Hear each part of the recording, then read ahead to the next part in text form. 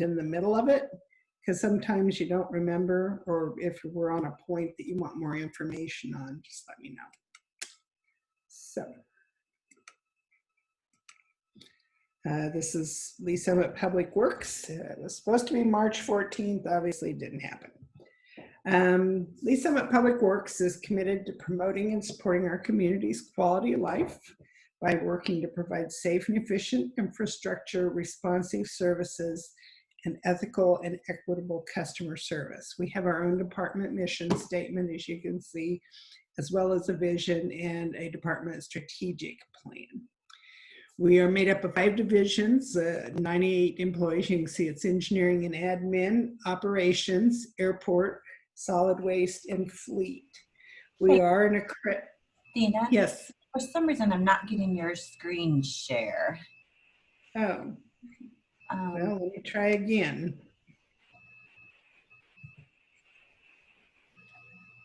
Let me see what's going on.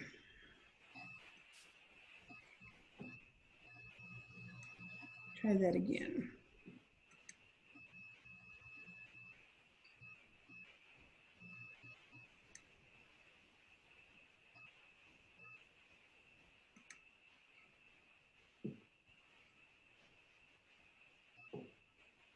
Hold on just a second. Sorry about that. Thought I had it all figured out.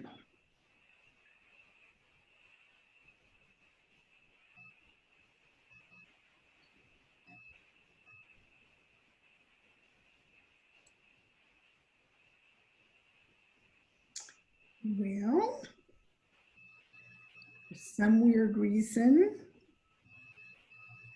every time I try to put it on, it won't pick up. Let me try again.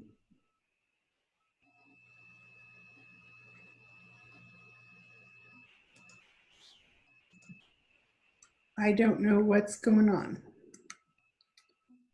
It will not share.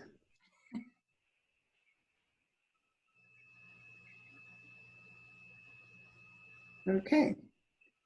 Well. Hey, Dina.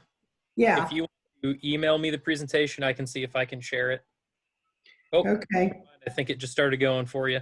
Did it just start? Okay. There we go, finally. I don't know what was going on there. Sorry about that, folks.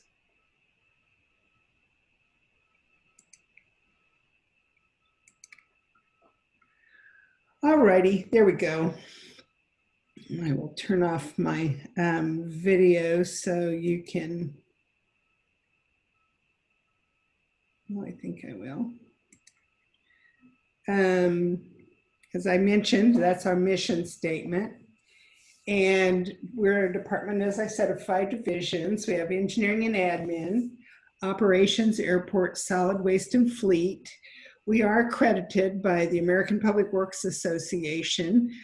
We were accredited in May of 2004. We were the 16th community in the US. There are now close to 200. And the first one in the KC Metro. And we have to get reaccredited every 4 years. We're due this year. Right now that's scheduled for September. The engineering and admin division is basically overall department management, as well as all the technical areas that you can see on the screen. We do project design and management, we do construction management, and then we also do engineering support to our other divisions as needed. Operations division is what a lot of people call the street department. They're the ones that take care of all of our street and stormwater systems. They do streets, curbs. They're the pothole crew. They do sweeping, mowing. You can see all the things. And they're also the folks that do all the snow removal during the winter. And they are the snow boss. That's a term that in snow lingo is recognized. If you're in that business, you know what the snow boss is. Our snow plan is probably one of the things that we get the most feedback on, I guess, from the public. It is a formal plan.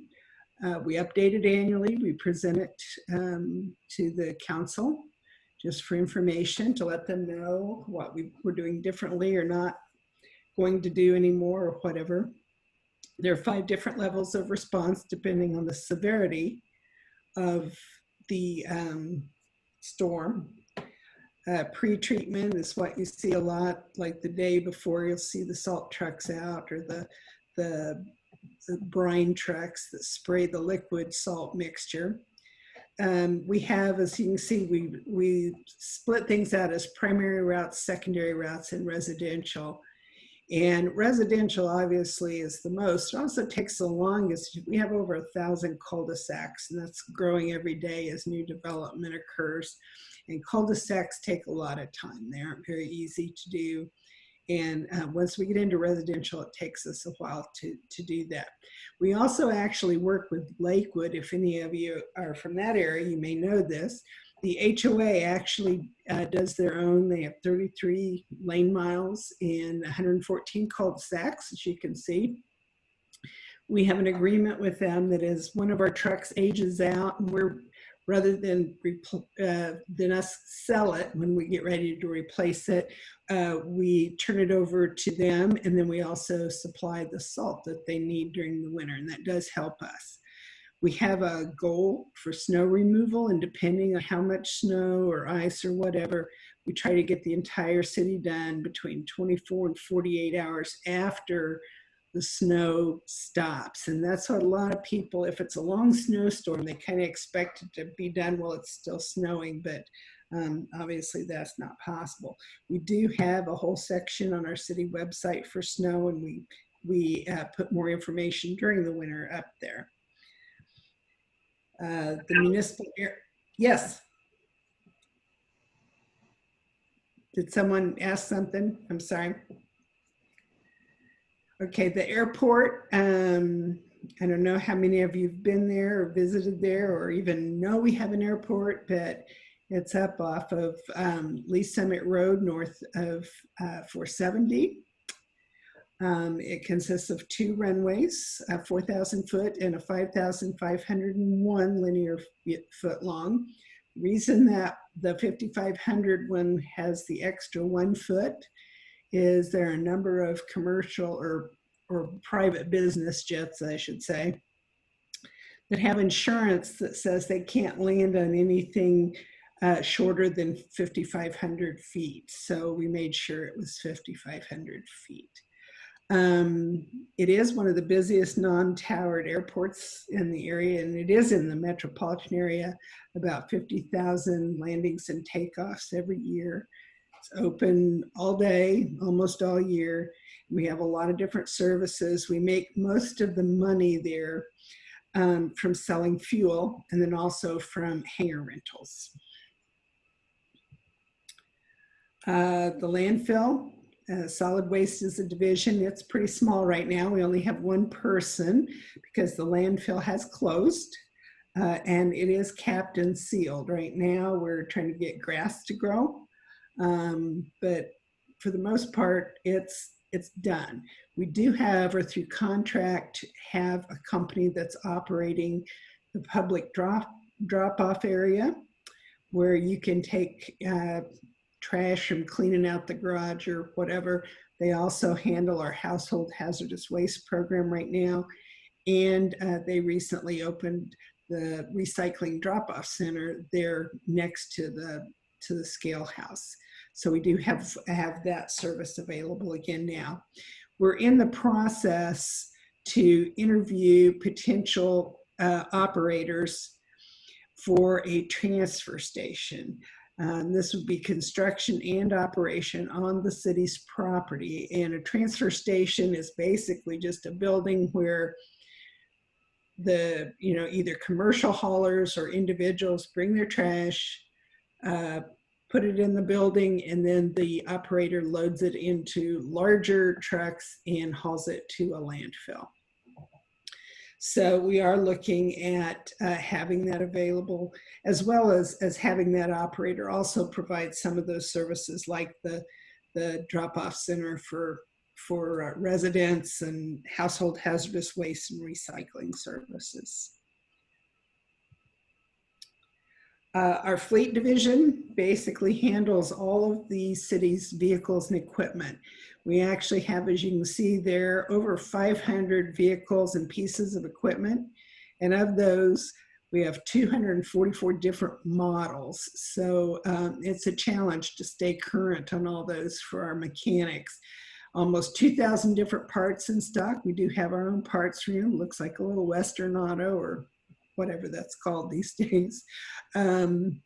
Last year, city vehicles drove almost 2 million miles and used about 290,000 gallons of fuel.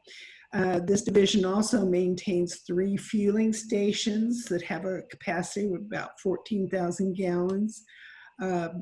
That's split about half and half between regular unleaded for the cars, pickup trucks, and diesel for the heavy equipment.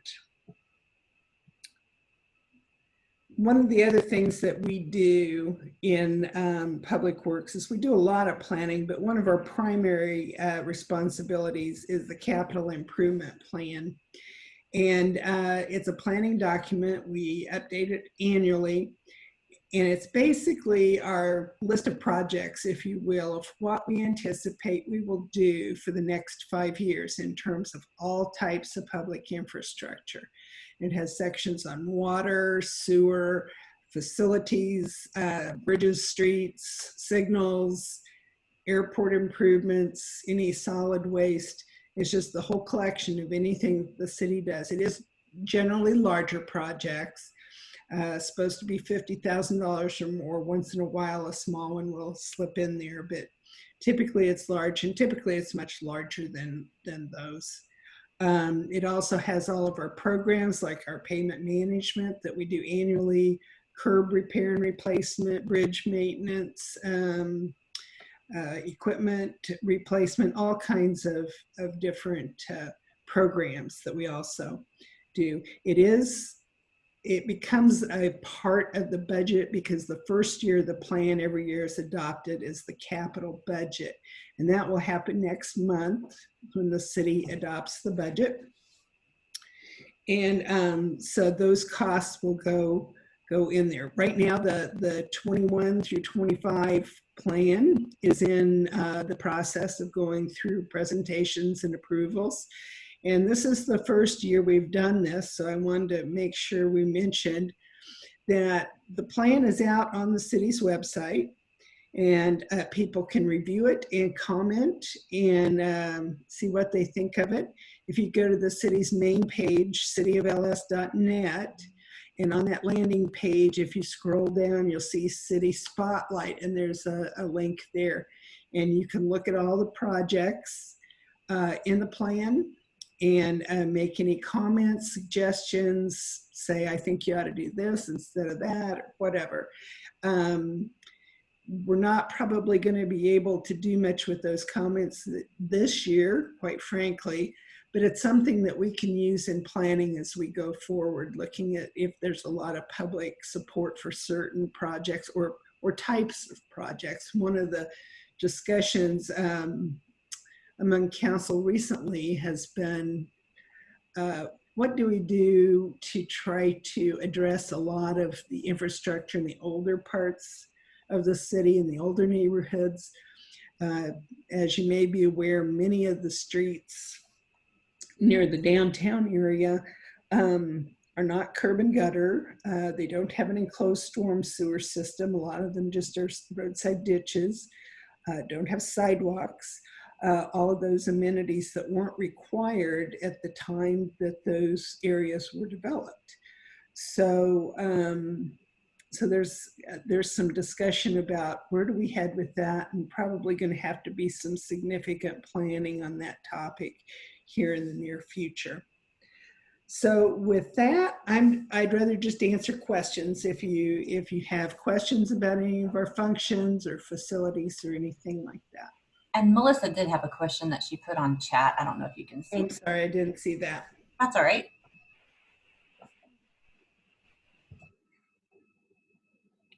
Let me pull up my, I'm going to take this down so I can then see everybody.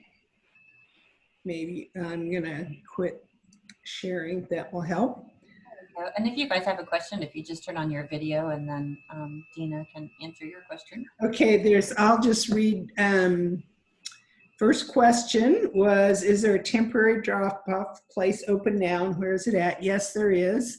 And it's basically on the landfill property, which is on Hamlin Road. It's just south of the Animal Control Center, if you know where that is. And do we know what hours? Do we know what hours? Yeah, normally 7 to 3:30. And I think they're open 6 days a week. Saturday may close a little earlier, but mostly 7 to 3:30. Okay, thank you. Hi, everybody. Hello.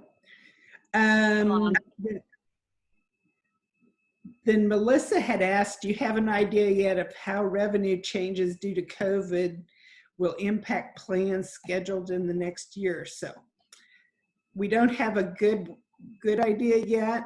On revenue, those things are mostly funded by sales taxes. We have a transportation sales tax, and we have what we call a CIP sales tax. They're both half-cent sales taxes. And we have not seen yet what kind of impact COVID is going to have on our sales tax revenue. We don't see numbers usually until 2 months afterward. There's kind of a lag between when sales taxes are collected and when the state gets them and then sends them back to the cities, the local. So we don't know yet. We've heard all kinds of guesses. Right now we're thinking maybe at least 10% reduction in sales tax. I've seen some cities that are saying as much as 25 to 30%. So we're just not sure yet. In the next couple of months, we'll start to see data that'll help us understand that a little better. And then Dan mentioned, speaking about revenue sources for funding of capital projects. As I mentioned, the two sales taxes are for primarily the roads and stormwater, and a lot of maintenance. Our transportation sales, I'm sorry, my cat is getting in the way there. Recording this. Pardon? I said, I'm so glad I'm recording this. She always seems to show up right when I'm on a Zoom meeting. It's like she knows. Okay, the funds. The transportation sales tax is used primarily for maintenance programs, all of the overlay and slurry seal curb work that we do every year. And then the CIP sales tax funds most of the big projects, like the big road projects, Chipman Road, Ward Road, Colburn. We do get some federal assistance from time to time. We did get about $4 million toward Colburn Road that's currently under design. And we also do get grants occasionally from like a MoDOT or on environmental. We have gotten a grant recently toward a couple of our stormwater projects. So we have a variety of funding. Also, a lot of the facilities are funded by general obligation bonds that you all probably voted on. Last year, I think, is when they were voted for the new fire stations and the police department improvements.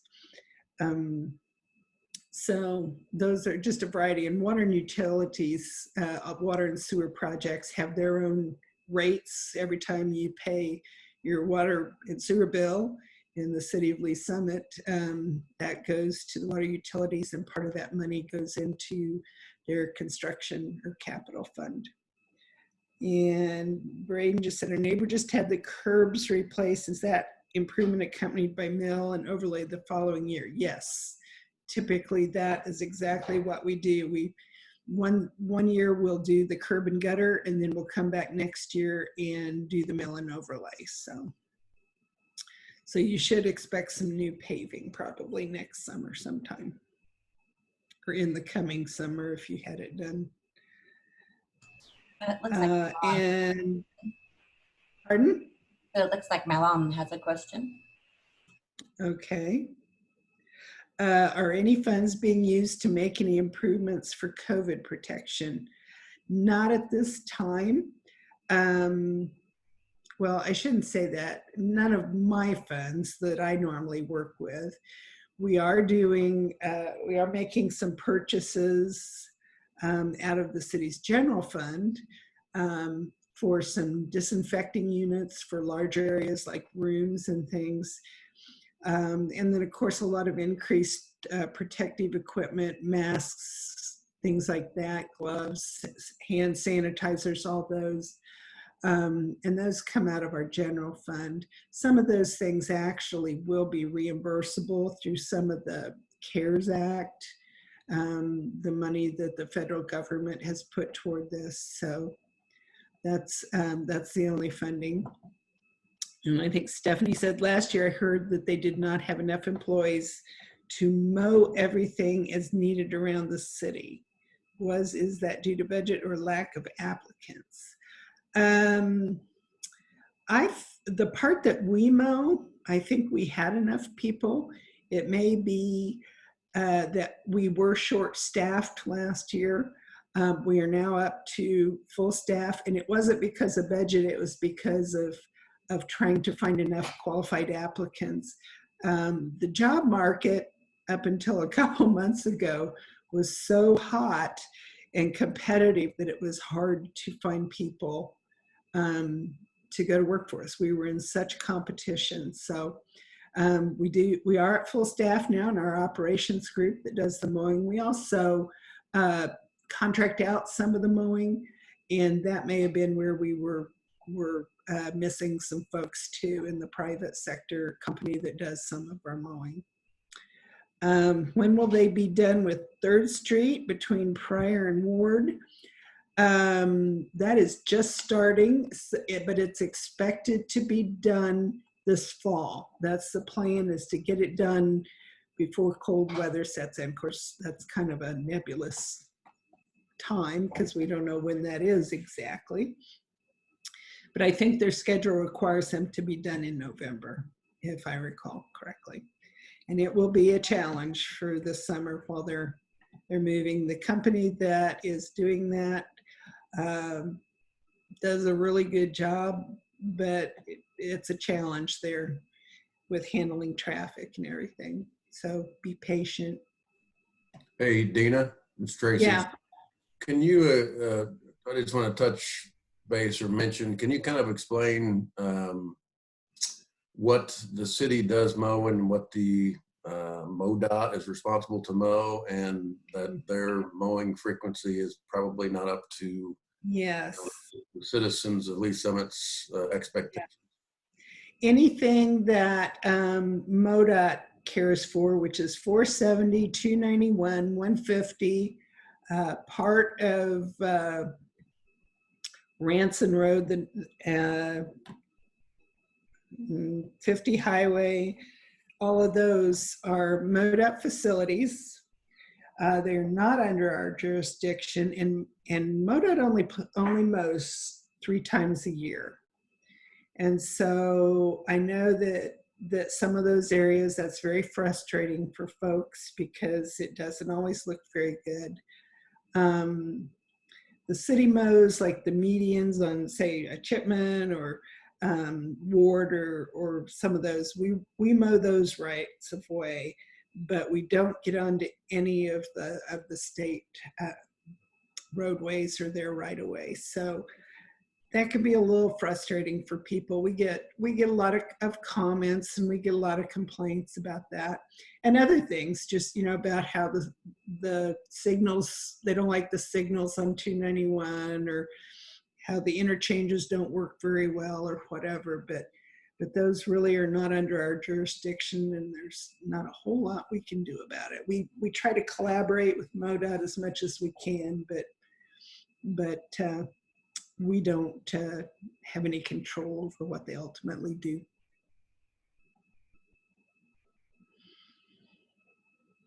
Anything else? Hey, I have a quick question for you. Can you hear me okay? Yes, I can. So if I understand correctly, your engineering department is a division of Public Works, is that correct? That's correct. Has that always been like that, or have they ever been separate? I think they've always been like that, at least since before I was there. Okay. And I've been 20 some years, so yeah, they pretty much always been part. Now there used to be some engineers, and there still are some engineers, a small number in water utilities that kind of concentrate on water, and there are about 4 that are in the development service, 4 or 5 in the development services group. That work specifically on new development projects, but our engineering is the actual public project part of. We do the public projects. Do you guys do the oversight of the projects, or do you contract out the oversight? We do the oversight ourselves, most of it. We have staff that actually does like the construction management and inspections. Now, the engineers can design. We actually do some in-house design, and then some of the design on the very large projects we do actually contract out, and then we just manage the process and make sure it gets done, and work with the consultant to get it finished. Thank you. Sure.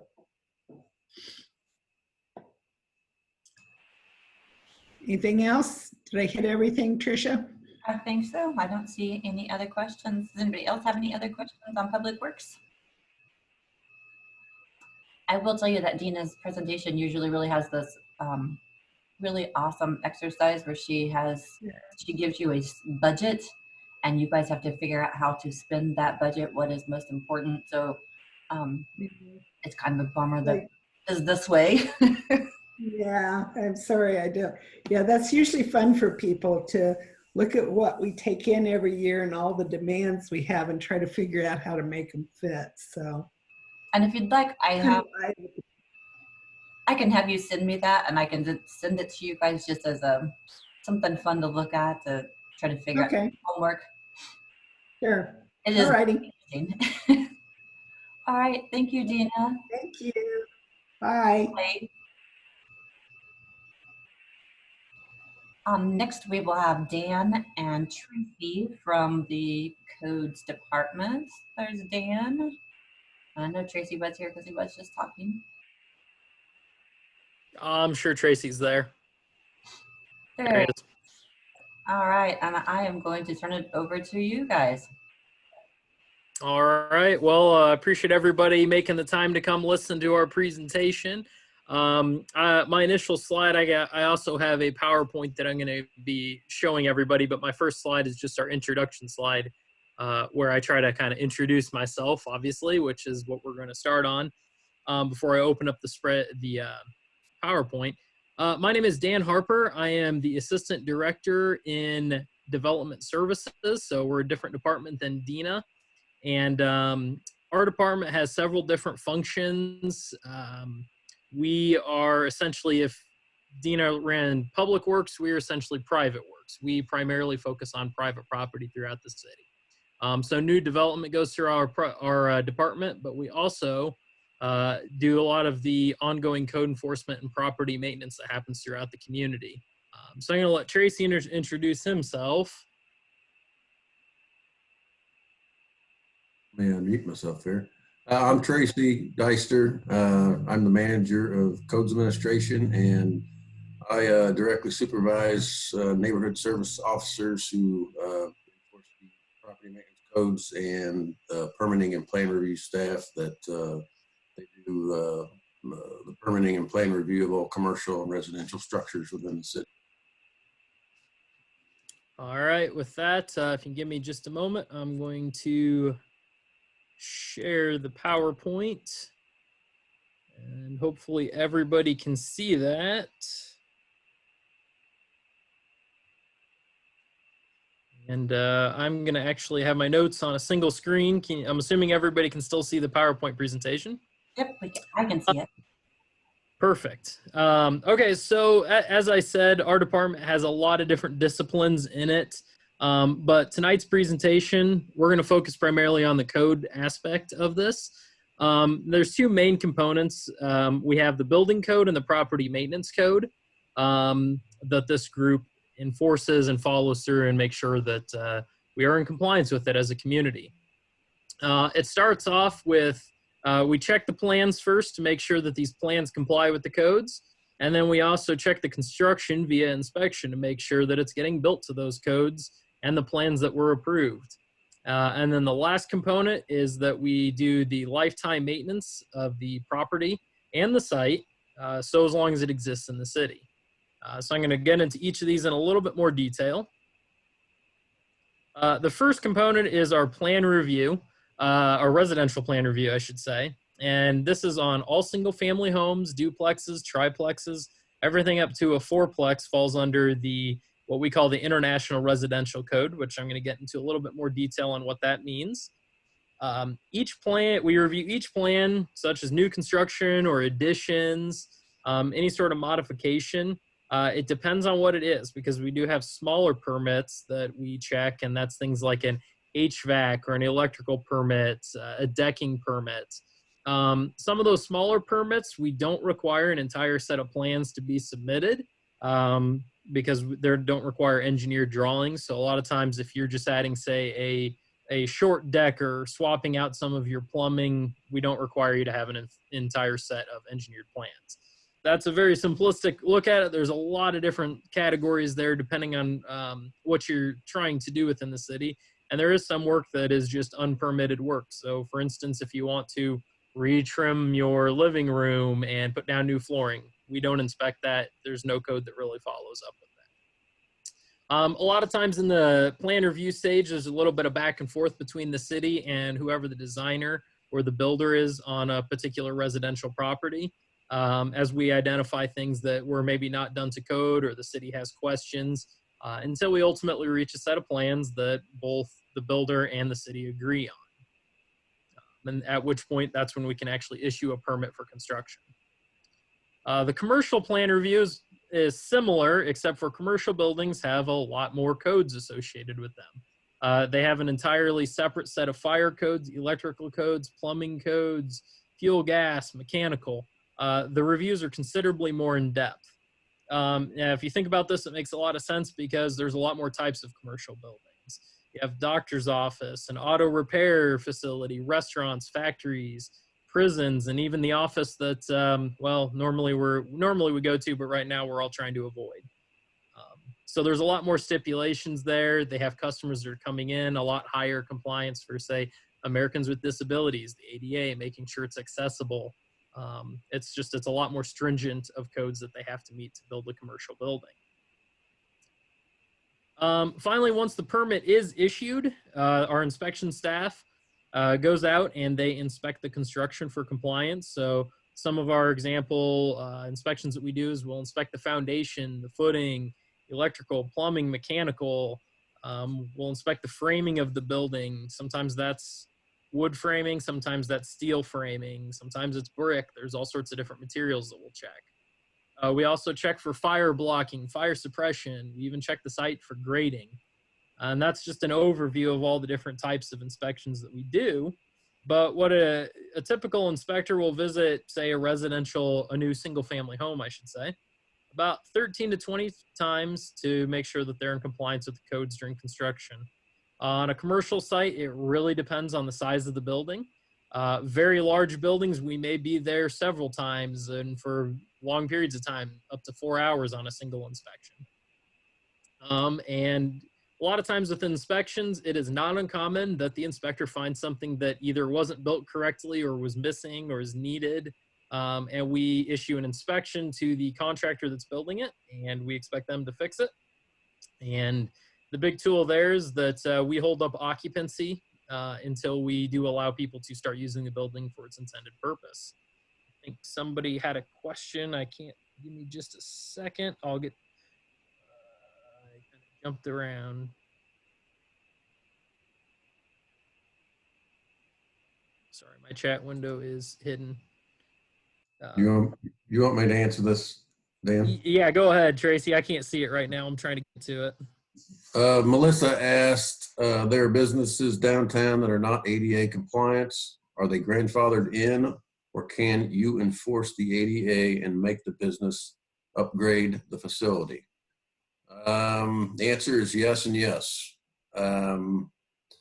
Anytime that you're dealing with an existing building, first and foremost, codes change throughout time. So as you guys probably all know, ADA it's a fairly new document and requirement.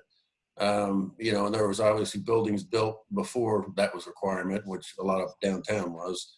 But with that said, anytime you have the opportunity within reason to upgrade a facility, we ask and sometimes require that they do as much as feasibly possible within reason. So to answer your question, yes, they are grandfathered, but we try to make them as compliant as possible whenever they make improvements to the buildings. I hope that answers your question. I would also add on to that, the same thing can be said with fire suppression systems. Some older buildings might not be sprinklered, and then a new facility will go in and they've bumped up the requirements, and now they need to add a sprinkler and fire suppression system to a building.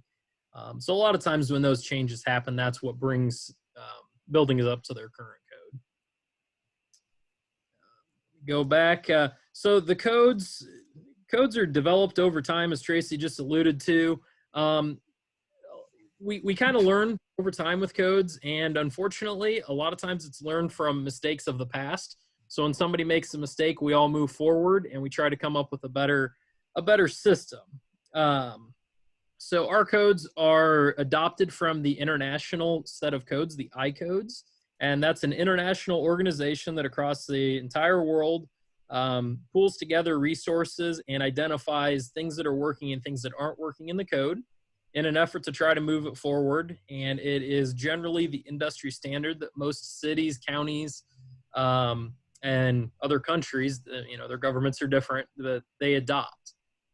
Most of our codes have local amendments for local conditions. So we don't just adopt them in blind, but we actually have a rigorous review process every 6 years where we invite all sorts of experts from builders, architects, engineers, contractors that are involved in the building community locally to get input. So there's a lot of input before we move forward on these codes to try to find the best code that works for the city. So like I said, codes come from history, so I'm going to give just a brief history lesson, and since we're a little restricted on time, this is definitely the Cliff Notes version of this. So the oldest recorded building code that is known came from Hammurabi's code, and there was about 5 lines of code in it that addressed how carpenters or builders at the time were supposed to build structures and what happened if they didn't build them correctly. Unfortunately, Hammurabi's code basically said that if your structure falls and kills somebody, you're going to get killed. We are not that punitive these days with regards to our code, but our buildings are also considerably more safe. You don't see a lot of random collapses. It's usually as a result of a natural disaster. So that was the earliest recorded building codes. Fast forward several years, and we have in AD 64, or 64 AD, sorry. Rome was a large city at the time, and they had instituted many building requirements for all of the fancy structures that they were known for building. And with all of these codes, for all these fantastic structures like the Colosseum, they chose to essentially ignore building codes on houses and individual dwelling units. And that had become an issue across the city. Emperor Nero came up with a grand plan for Rome that included new building codes that were going to require sound construction practices for even residential locations. Unfortunately, they didn't get them implemented quickly enough because there was a massive fire that same year, and Emperor Nero actually got blamed for it, even though he did not start it. So that was the next step forward. Fast forward another several centuries, and in AD 1666 in London, the Black Death had just done a number to the population, and they also didn't have too many codes at the time. And what codes that they did have were rarely enforced. If you can imagine at the time, if you had enough money and you knew the right people, you could bribe them and essentially get away with whatever you wanted to. So the enforcement was a little lacking. Due to these little requirements, people were packed in pretty closely, which led to sewage in the streets, short distance between structures, and this assisted the Black Death in spreading because we had health issues. This was kind of an early indicator of the importance of social distancing that we're all learning about more. But because of these close proximities, the Black Death obviously spread very quickly. To make matters worse, most of the structures at the time were built out of straw, thatch, and wood, and a lot of times they had open flames inside the buildings for baking, cooking, blacksmithing. It just really was not a very good combination. Of course, naturally, they ended up with a large fire in 1666, and it ended up destroying 1,500 buildings over the course of several days. The Parliament of England at the time shortly instituted more code requirements to try to address these fire hazards and health hazards. So again, as time went on, there was another incident in Chicago in 1871 that was not necessarily too dissimilar from London, where we had highly flammable materials in buildings, and again, close proximity that led to a large fire. This one actually led to the bankruptcy of multiple insurance industries, as it left thousands homeless and destroyed another 1,700 buildings. This led to a push from some of the insurance industry to move the codes forward and try to protect this from happening again in the future. And as a result, Chicago did enact stronger codes, and this was one of the points where there started to become resistance to those codes, saying that they were too strict. I'm going to fast forward another 40 years almost. In San Francisco in 1906, there was a large earthquake. Larger cities had been struck from earthquakes in the past, but at this point, very few cities had any sort of requirements against natural disasters, specifically earthquakes. It was at this time that a bunch of scientists and builders at the time ran out to begin investigating how to make buildings safer. And this was before the time of engineers and architects really getting formalized as a profession. So they were usually lumped into one of those two categories. So once again, this is where the codes expanded and added requirements for earthquake proofing structures. And proofing is a loose word because you never know how big of a disaster you can get. But finding ways to address buildings so that they were less likely to collapse in an earthquake. Go further ahead, and in 1992, Hurricane Andrew hit Florida.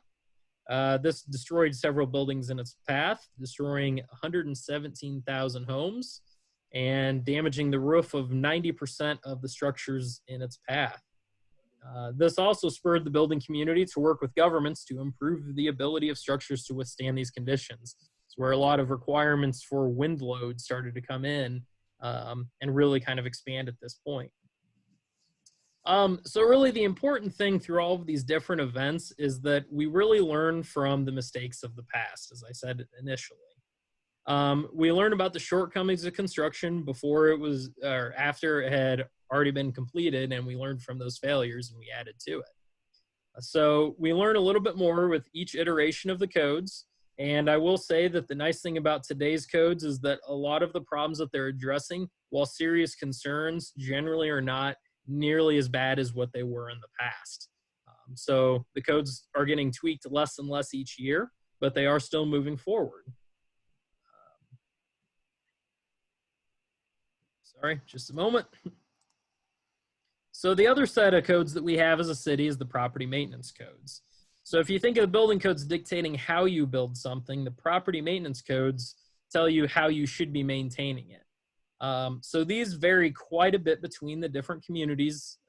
As I'm sure people have driven across the metro, you'll notice that different communities will put a higher priority on the ongoing maintenance or less of a priority, depending on where you're at. These are also a set of international codes that are adopted in a similar fashion. So the main goal that we have with the property maintenance code is to protect the degradation of property and prevent the spread of unhealthy or unsafe conditions. So this is the group that when we have a structure that's unsafe, we're the ones that step in and try to work with the property owner to find a solution to either make it safe again or get it torn down.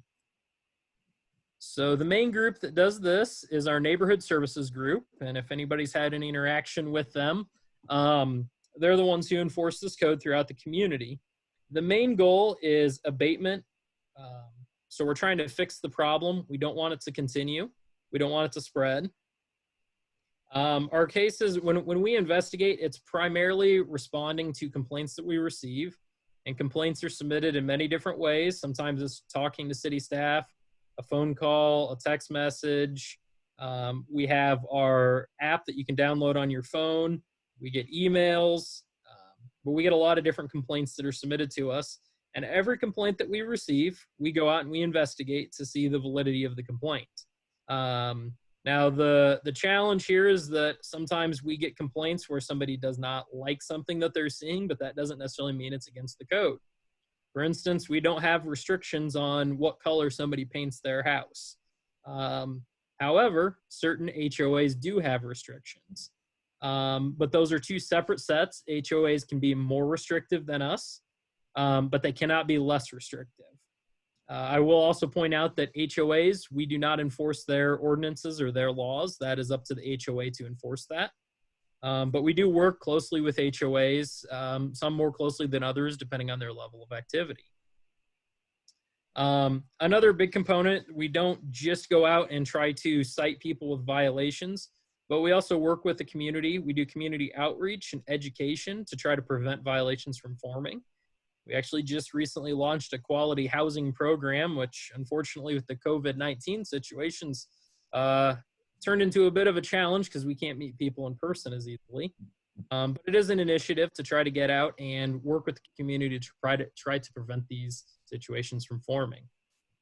Most violations that we receive, if we do find a violation on the property, we will usually send out a letter to the property owner, and most cases they'll go ahead and correct it, and that's essentially the end of it.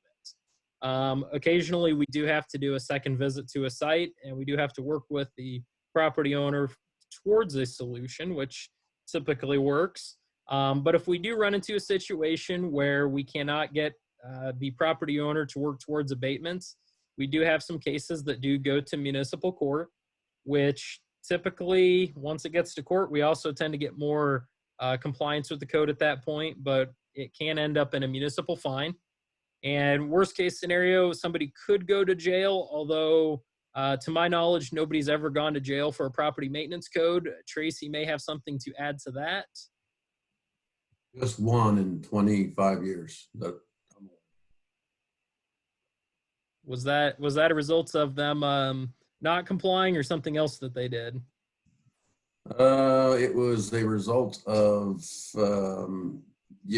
not complying over an extended period of time, repeat violations, not behaving very well in the court environments. It was based on several things. So neighborhood services is where we're charged with enforcing that property maintenance code, which is really to, preserve property values and minimum standards set by the city of Lee's Summit. Did you get this, Dan? Yeah. We had another question. I didn't see it. I can't see my chat with the screen up. Sorry. Are residents able to find out who filed a complaint?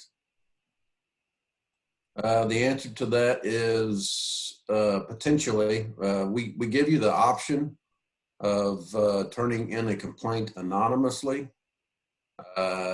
And I would honestly say the majority of our complaints are filed anonymously. but some people do leave their name and want to be contacted and updated and, kept in the loop, if you will. And, we also take into consideration what the relationship may or may not be between the person who complained and the person with the violation.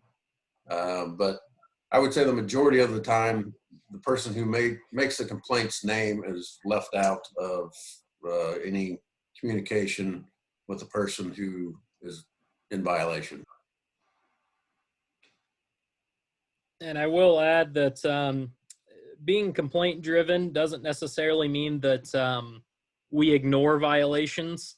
So oftentimes if we'll get a call on a particular property and we notice that a bunch of neighbors in the same area have the same violation, we'll go ahead and cite all of them in an area.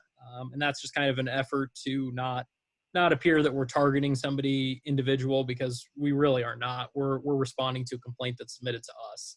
That being said, as you can imagine, since we're complaint driven, there are certain areas of the community that get more complaints than others. And there's, depending on which street you live on, it can change. And depending on people moving in and out of a neighborhood, it can change as well.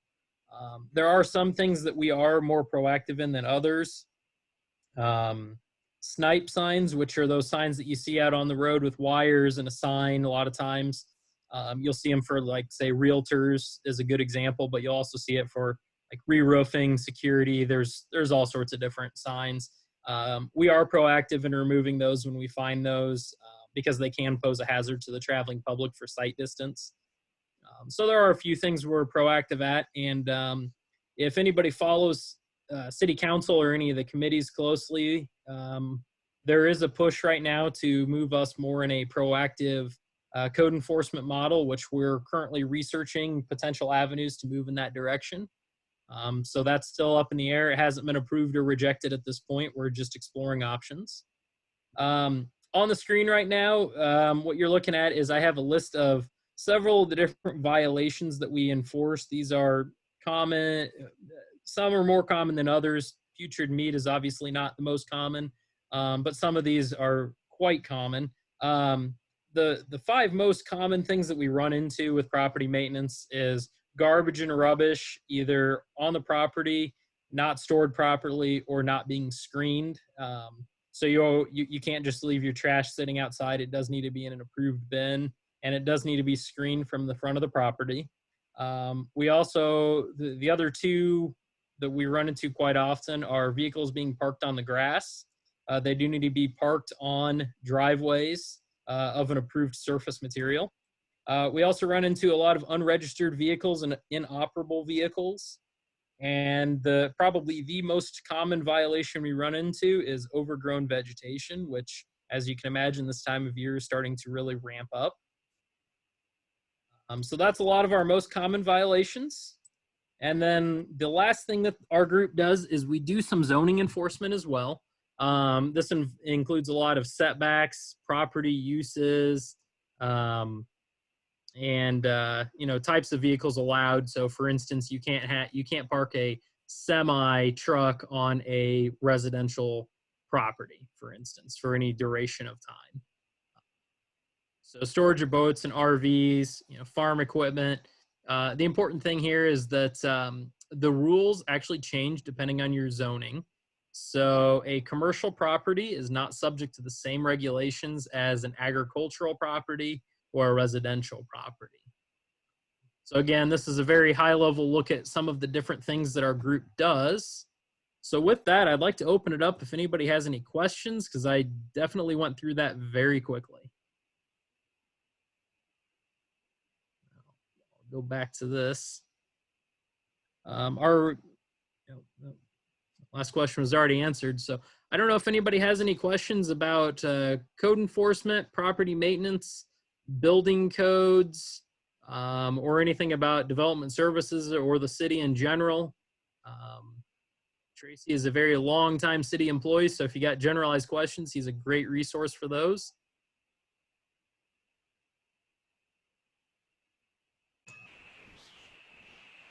Look, you did so good. They don't even have questions.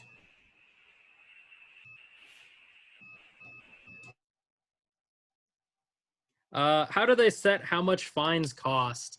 I believe we are, Tracy, you can probably confirm this, but I believe we are restricted at the state level for a maximum fine, and our ordinances are in alignment with that. But ultimately, so there's a maximum limit, but the judges are able to elect how much that fine is. You are correct, and I think the maximum is for, $450. yeah, that's for like a fourth offense. So I think I'm not for sure, but it's tiered, obviously, from 100 up to, I think 450 is the max, and that's driven per the state of Missouri. I would also add that our driving force isn't fines, which is why our officers can't go out there and just issue a fine to you on the spot. We have to go through a court process, so we're not just randomly issuing fines and inconsistent with them, because our primary goals is, as I said earlier, it is abatement. That's what we're looking for. We're looking to work with people and get those solutions. Melissa asked, does your department ever just abate the property and then charge the homeowner to reimburse the city? And the answer to this is yes, there are situations when we do this. The easiest answer is time-sensitive abatements. So if you think about vegetation, that's probably the most common one. If somebody's yard is just growing out of control, it's going to continue to grow, sorry. And we do reach a point where after we notice the property owner, we do have on-call contractors that will go out and mow a yard to clear it up if the property owner is not participating in that. In which case we do file a lien against the property, which comes out on the taxes at the end of the year.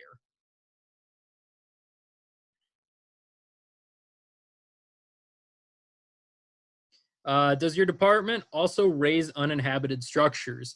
Yes, there are times when we have to do a dangerous buildings hearing. Our director, Ryan Elam, he's not here tonight. I think he speaks to this group at another time, or maybe he already has.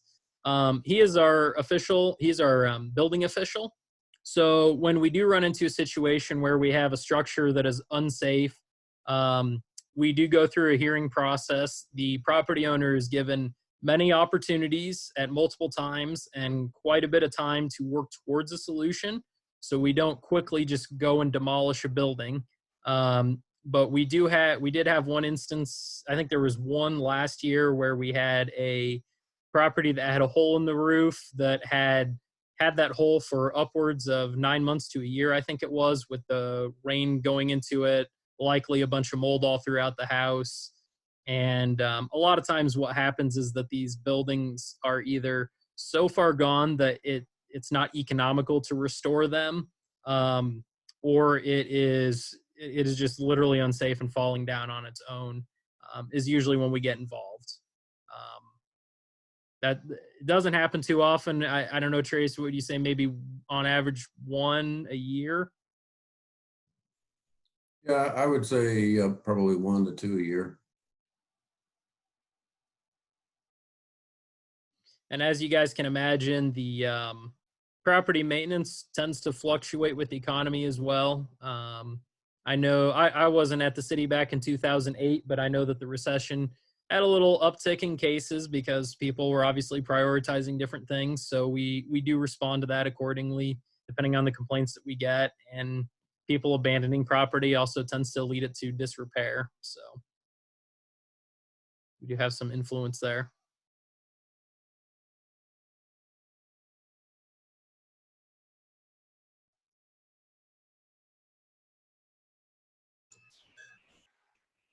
Okay.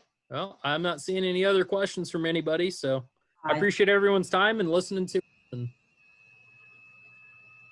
and I will send asking out the great questions. a copy of your presentation too, so they'll have the whole thing. Mhm. All right, thank you guys. Do you need me to email that presentation to you? If you would, that would be great. And then to all the participants, I will send you the information. I've also recorded this so the people that couldn't be here, they'll have access to this.